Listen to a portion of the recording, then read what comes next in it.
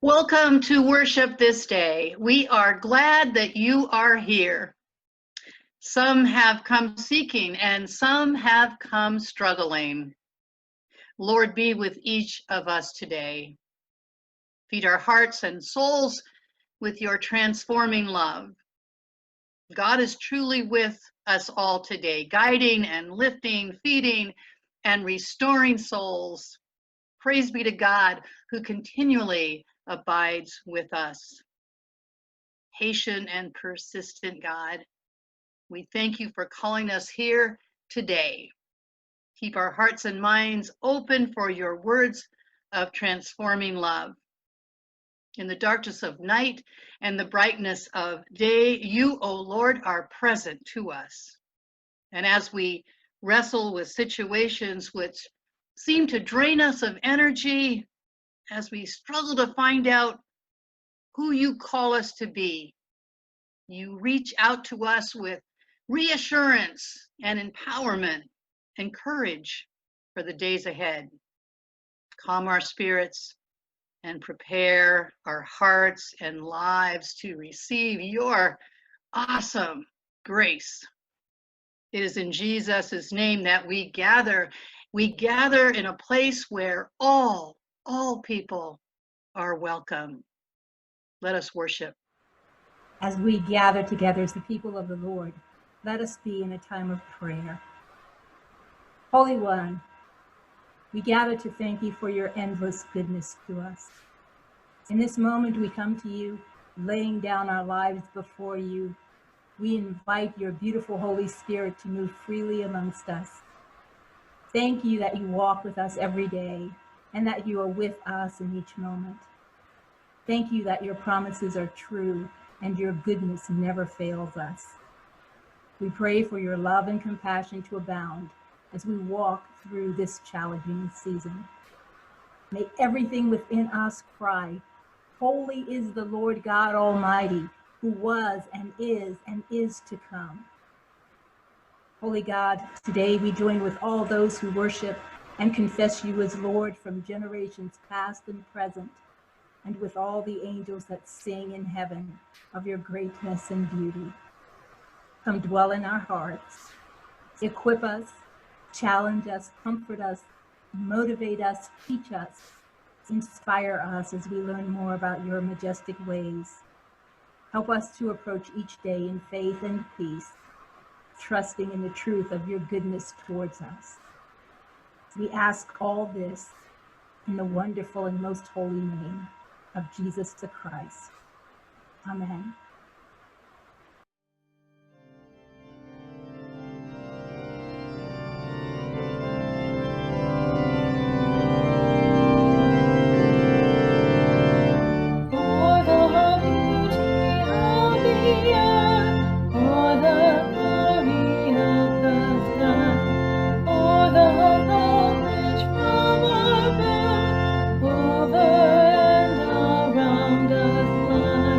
Lord,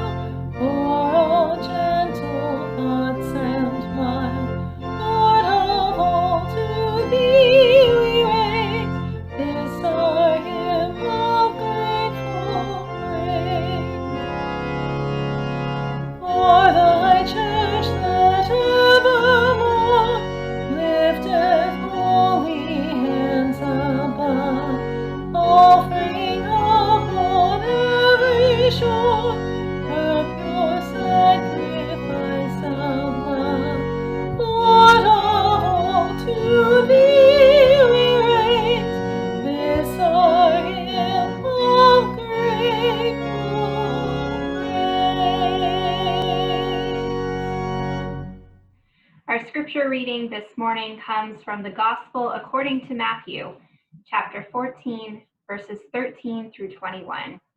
Hear now the words of the Gospel. Now when Jesus heard this, he withdrew from there in a boat to a deserted place by himself. But when the crowds heard it, they followed him on foot from the towns. And when he went ashore, he saw a great crowd, and he had compassion for them and cured their sick. When it was evening, the disciples came to him and said, "This is a deserted place, and the hour is now late. Send the crowds away so that they may go into the villages and buy food for themselves." But Jesus said to them, "They need not go away. You give them something to eat." And they replied, "We have nothing here but 5 loaves and 2 fish. And Jesus said, "Bring them here to me." Then he ordered the crowds to sit down on the grass. And taking the 5 loaves and the 2 fish, he looked up to heaven and blessed and broke the loaves and gave them to the disciples. And the disciples gave them to the crowds. And all who were gathered ate and were filled. They took up what was left over of the broken pieces, 12 baskets full. And those who ate were about 5,000 men, besides women and children. This is the word of God for the people of God. Thanks be to God. Optimism, hope, and a focus on things that bring us together. These are the words that reflect the essence of the scripture passage from Matthew read this morning about the feeding of the 5,000 people. But these are also the words that were attributed to Congressman John Lewis by Don Porter, who wrote and produced Good Trouble, a film about the life of John Lewis. This week's stories of how the nation is mourning the death and honoring the life of Congressman John Lewis have permeated the morning and the evening news. Congressman Lewis served in the House of Representatives for Georgia's 5th Congressional District from 1987 until his death from pancreatic cancer on July 17. His colleagues called him the conscience of Congress, a moral and spiritual presence that will not be forgotten. He took on the fight against segregation and racial oppression in the 1950s and never stopped. He left us with a call to his legacy of good trouble. Last Sunday, the body of John Lewis was taken by a horse-drawn caisson across the Edmund Pettus Bridge in Selma, Alabama. The ride across the bridge was a tribute to the man who helped create a different world than the one he was living in when he crossed that bridge on March 7, 1965. On that Sunday, Alabama state troopers fired tear gas and bludgeoned marchers, including John Lewis, leaving him on the side of the road unconscious. But last Sunday, John Lewis was met by a contingent of Alabama state troopers who served as an honor guard, saluting and this time safely escorting him to the state capitol. 2 worlds depicted in one man's life story. One world of violence and rage, and another world of peace and unity and compassion. One world that is life-ending and another that is life-giving. A world of hate and fear answered by a world of hope and love. In many ways, that is also the story that we find in our scripture today. But in order to understand what I'm talking about, we have to take a step back and follow Jesus and his disciples in the weeks leading up to this passage. Jesus had returned to his hometown, Nazareth, where he was doing some preaching and teaching in a local temple. He sounded like a prophet, the kind the folks in Nazareth knew from the stories of Isaiah and Jeremiah and Hosea and the other prophets that we now read about in the Old Testament. People in Nazareth knew of Jesus as a carpenter's son and created quite a scandal because the young man who was raised by humble parents in Nazareth was speaking and acting far above his social status. Jesus concluded that no prophet is accepted in their hometown, and so he chose to depart for an alternate location. The disciples of Jesus had been out on their own journeys of ministry as Jesus had taught them and given them power and authority to heal the sick and the demon-possessed, and to proclaim that the kingdom of heaven had drawn near. As Jesus headed for a remote place, the governor, Herod, was being entertained at a birthday party. Herod was the ruler of Galilee and Perea, which were states of the Roman Empire. Herod had a lover whose name was Herodias, and she had a daughter that danced for Herod at his party, and he was so enthralled with the daughter's dancing that he promised to give the daughter whatever she asked for. Unfortunately, she asked for Herod to have John the Baptist beheaded as a gift for her mother Herodias. It was an act of vengeance, as John the Baptist had condemned the relationship of Herod and Herodias. John was cruelly killed that evening, and it was the disciples of Jesus who came and took away the body of their beloved friend. And after retrieving that body, that body of John the Baptist, the disciples found Jesus in a remote location and told him the sad news. Now, in spite of the reception Jesus had in his town of Nazareth, Jesus actually did have a following of many people who had witnessed or who had heard about his teachings and his healings.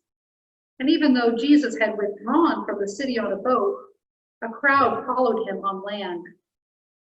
Now you can imagine that Jesus, having been rejected by his townfolk and having just heard of the brutal death of a devoted friend, might have appreciated a time apart. But instead, he responded to the crowd.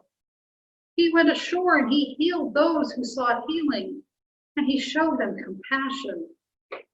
When evening was upon them, the disciples advised Jesus to send the crowd away so that they could find food in town, for they didn't have any provisions in this deserted place. But Jesus tells the disciples, "You give them something to eat." So you can picture the disciples maybe digging through knapsacks and asking people in the crowd if they had any food, and then finally coming up with 2 fishes and 5 loaves of bread. And Jesus says, "Bring them to me." So what looks like a meager impossibility to the disciples looks like a feast to Jesus. This provision of 2 fishes and 5 loaves of bread is a banquet waiting to happen. And I am reminded of the Ephraimites in Psalm 78 who said, "Can God spread a table in the wilderness?" But Jesus is motivated by compassion and love for his people.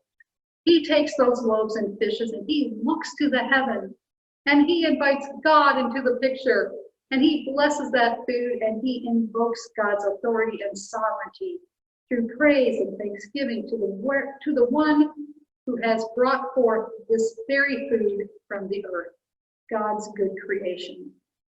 This is our God who provides all that is necessary for human life. Jesus has made space for God to do God's good and gracious and generous and merciful work. And we learn that that meager amount of food is multiplied over and over, so much so that when the disciples are done serving it to the crowd of over 5,000, there are 12 baskets of leftovers. This story invites us into reminiscing of other times when there were remote settings in the wilderness and not enough food. The Israelites wandered for 40 years, living on provisions of manna, which is a type of bread, that was rained from heaven, just enough to meet their needs every day. And Jesus also fasted in the wilderness for 40 days and was tempted with bread from the devil. But Jesus refused that temptation, choosing not to assert his will, but to live dependent upon God. The Jewish Christians of the first century, to whom Matthew is writing, treasured this story because it taught them, and it teaches us, that the heart of the gospel is hope, and it serves as inspiration that as Christians we are to be faithful, even when great odds are against us. It assures us of God's power for good in the world, because God's very essence is love. We see this love in the compassion that is the first nature of Jesus. compassion that cares for the most basic needs of people, compassion that is offered because God intends for well-being in the world, well-being of body, mind, and spirit. The story also reminds us that we, like the disciples who were told to feed the crowd, are empowered to care for others. Jesus gave the blessed bread and blessed fish to the disciples to feed the hungry. Jesus could have done it himself, but he didn't. Rather, he gave that authority to the disciples. God works through people like you and me to follow the model that is set in place by Jesus, to express our faith in concrete acts of love and justice and compassion towards others. And here's what I love most about this scripture. I think this is something that Congressman John Lewis embraced. When we work together in faith, we will know an abundance of power to work for good in the world. When the needs are great, the resources are few, the work seems impossible, we can put our faith together through our prayers, through our gifts, and our common goals of compassion and kindness and justice, and do great things. Together, we can see that the power of God's love can break through in the most unlikely of places. Jesus and the disciples knew two worlds, the one that was ruled by fear and brutal authority of Herod and Roman imperialism, and the other, a world where life is found in the authority of God, a world that brings healing and provision, and a belief that humanity was created for good, not evil. The feeding of the 5,000 is such a powerful miracle that it is the only miracle story that is told in all four Gospels. It is a story full of imagery with lots of action words like Jesus retreated, Jesus saw, Jesus had compassion, Jesus ordered people to sit down, Jesus broke bread, Jesus blessed the food, and Jesus gave that food to the disciples. And what this can mean for us is that we too are called to action. We are called to an active ministry that meets the needs of humanity in the here and now. We are called to dream big and remember that we are never powerless when we call upon, when we invoke the potential of God's desire for redemption for all people in the world. I don't need to tell you that we are living in some very trying and uncertain and complicated times. But God has given us good role models, first in the person of Jesus, and also in the prophets, and in people of inspiration throughout history. John Lewis inspired people to good trouble, upholding convictions for a world that promoted justice over oppression. And I want to leave you with one of his quotes. You are a light. You are the light. Never let anyone, any person, or any force dampen, dim, or diminish your light. Congressman Lewis showed us how to live empowered in God's light that shines a path where all people are loved and fed and treated with equality.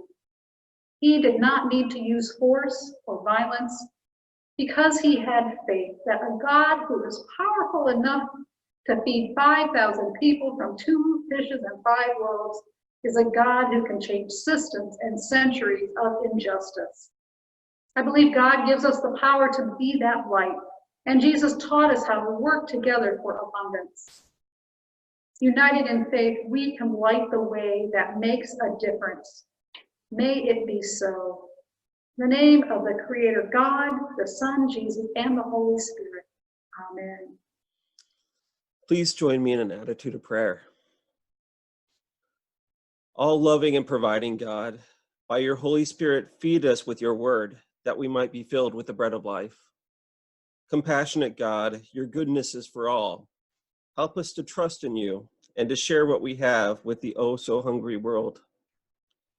We pray for your Church Universal, that our relations with other religions may be respectful and abounding in your love. Enable us to join with people of all faiths to work for the well-being of all your children.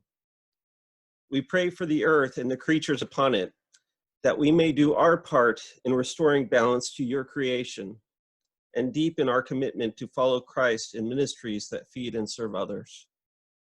We pray for the people of the world, that we may fight against racism and injustice, that our hearts be opened, revealing our own prejudices, and all oppressed people will know your nourishment, your freedom, and the safety of your embrace. We pray for the dying and the sick and their loved ones, that we may be your arms, enfolding them with your love as they follow the path before them.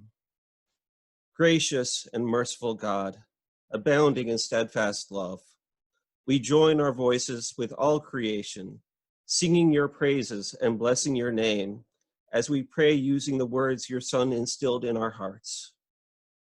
Our Father, who art in heaven, hallowed be thy name. Thy kingdom come, thy will be done, on earth as it is in heaven. Give us this day our daily bread, and forgive us our trespasses, as we forgive those who trespass against us. And lead us not into temptation, but deliver us from evil. For thine is the kingdom, and the power, and the glory forever. Amen. Friends, giving is a spiritual practice.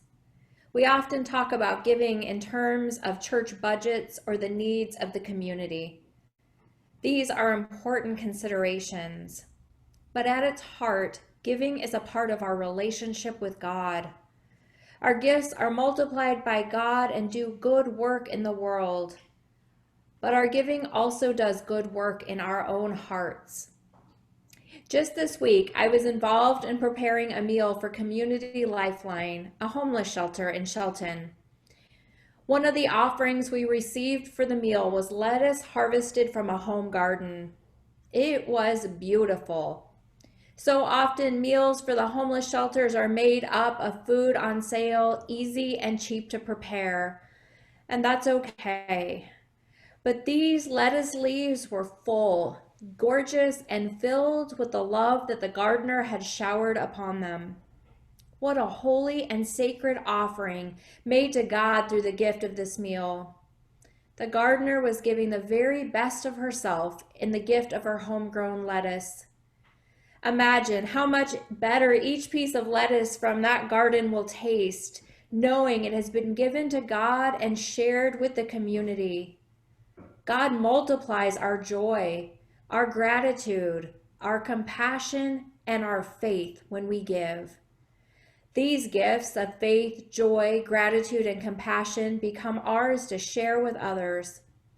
So let us give generously today to support the work of the church, to invite others into the grace of God, and as the symbol of the offering of our lives to Jesus.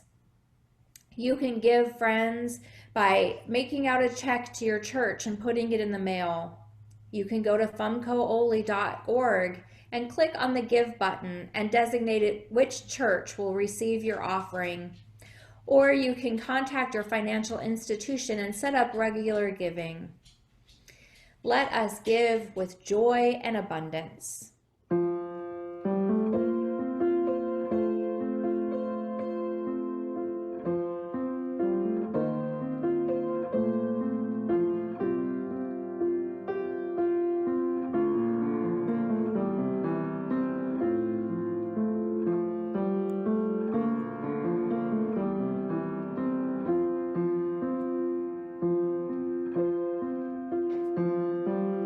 Heart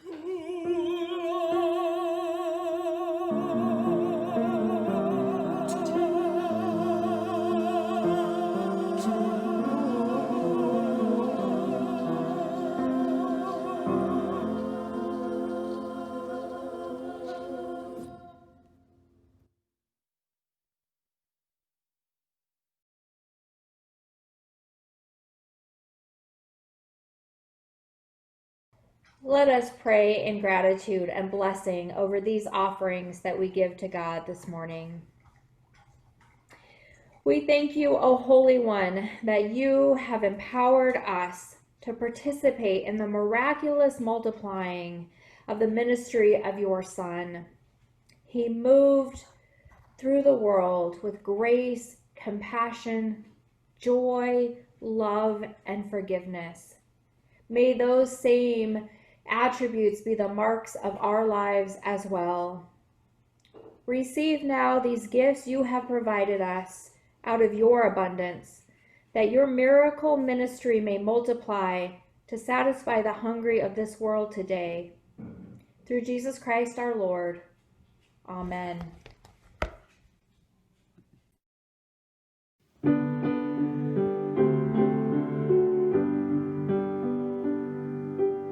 Eat this bread, drink this cup, come to me and never be hungry. Eat this bread, drink this cup, trust in me and you will not thirst. Eat this bread, drink this cup, come to me and never be hungry. Eat this bread, drink this cup, trust in me and you will not thirst. Eat this bread, drink this cup, come to me and never be hungry. Eat this bread, drink this cup, trust in me and you will not thirst. Welcome to our time of Holy Communion. We begin with a time of confession. Let us pray. Lord Jesus Christ, we confess that we have sinned against you in our thoughts, our words, and our deeds. In this time of pandemic and social unrest, we have anxiety about the present and the future, even though we proclaim you as Lord. In our anxiety, we have failed to love our neighbors, and we have disobeyed your commands. Have mercy upon us, Lord Jesus. Forgive us our sins and cleanse us of all unrighteousness, that we may walk in your ways and serve you in grace and in love. This we ask in your holy and precious name. Amen. And the Lord offers to us this prayer of pardon. The Lord Jesus Christ is faithful and just, forgiving us our sins and cleansing us of all unrighteousness. Therefore, in the name of Christ, you are forgiven. Amen. And now we come to the table, not just as individuals, but as a community, as we remember the most treasured story of our faith. By sharing the bread and the cup, Christ makes us one with him and with each other. Even though we are dispersed, the Lord has prepared his table for all who love him, who trust in him, and desire to live in obedience to him as Lord. We are now invited to come to the table with gladness in the presence of our Lord Jesus. The Lord be with you. Lift up your hearts. Let us give thanks to the Lord our God. It is right and a good and joyful thing always and everywhere to give thanks to you, holy God. From the rising of the sun to its setting, your name is praised among all peoples. Therefore, Lord, we praise you, joining our voices with your people on earth and the company of heaven, who forever sing this hymn to the glory of your name. Holy, holy, holy Lord, God of power and might, heaven and earth are full of your glory. Hosanna in the highest. Blessed is the one who comes in the name of the Lord. Hosanna in the highest. Holy Jesus, we remember the night of your betrayal, when you shared your last meal with your companions on the journey. You took bread, you blessed it, you broke it, you gave it to your disciples, and you said to them, "This is my body, which is given for you. When you eat of this bread, do this in remembrance of me." And likewise, following the supper, you took the cup and you gave thanks, and you shared this cup with those who had been with you, who had traveled with you, met the people that you met, remember the lives that had been transformed. And you said to them, "This is the cup of the new covenant, poured out in my blood for you and for many. This is the cup of forgiveness. This is the cup of kindness. This is the cup of mercy, of patience, of healing. This is the cup of grace. When you drink of this cup, do this in remembrance of me." Blessed God, in remembrance of your mighty works, we offer ourselves to you in praise and thanksgiving as a holy and living sacrifice, in union with Christ's offering for us, as we proclaim our mystery of faith. Christ has died. Christ is risen. Christ will come again. Holy God, we ask that you pour out your Spirit upon us and upon these gifts of bread and juice. Make these gifts be for us the body and the blood of Christ. Make us, through them, Christ's body, living in the world. Amen. I invite you all to join me as we break of the bread and to dip it into the cup.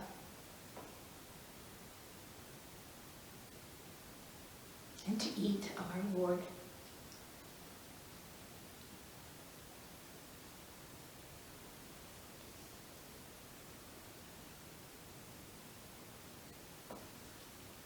Let us pray.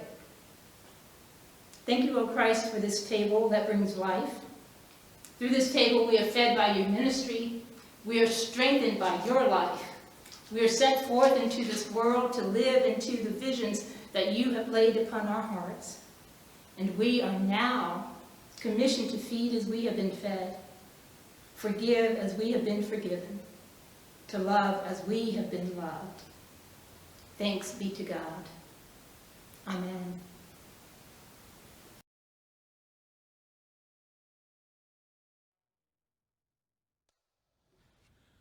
Men of faith, rise up and sing of the great and glorious King.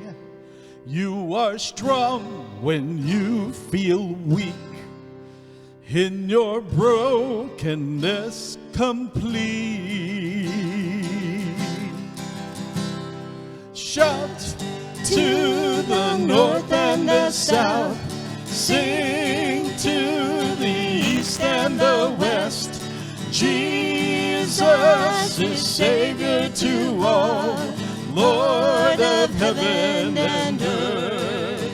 Rise up, women of the truth, stand and sing to broken hearts, who can know the healing power of our awesome King of love.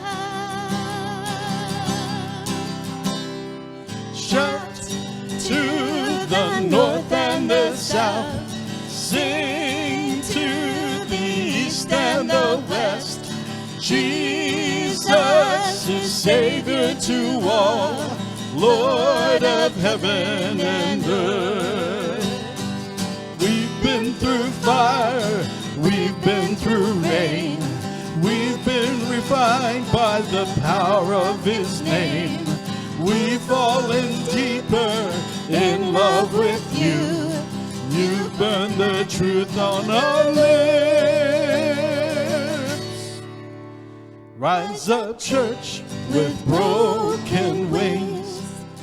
Fill this place with songs again.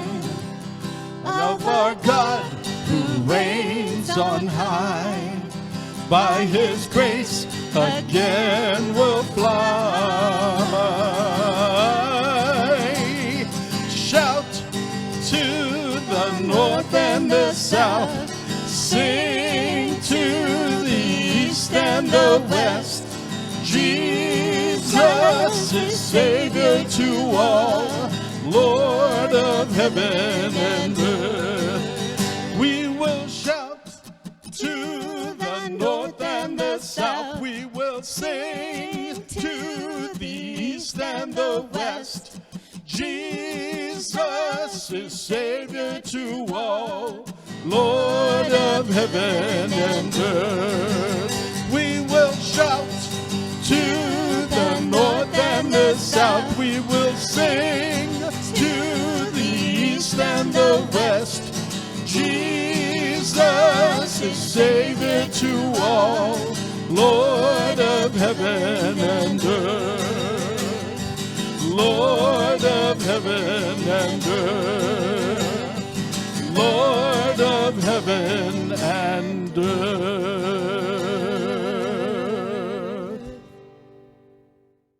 As we go through our day and through the week, let us feel God's healing love pouring over us and into our lives. May we know that God delights in each one of you and will always be present to you. This is indeed the good news of the gospel. The Spirit now sends us forth to serve. So go in peace, knowing that God will always be by your side in all that you do. Go in love, offering healing and hope to others. And go in joy, that others may be lifted and inspired in holy service. Peace be with you. Blessings. Amen.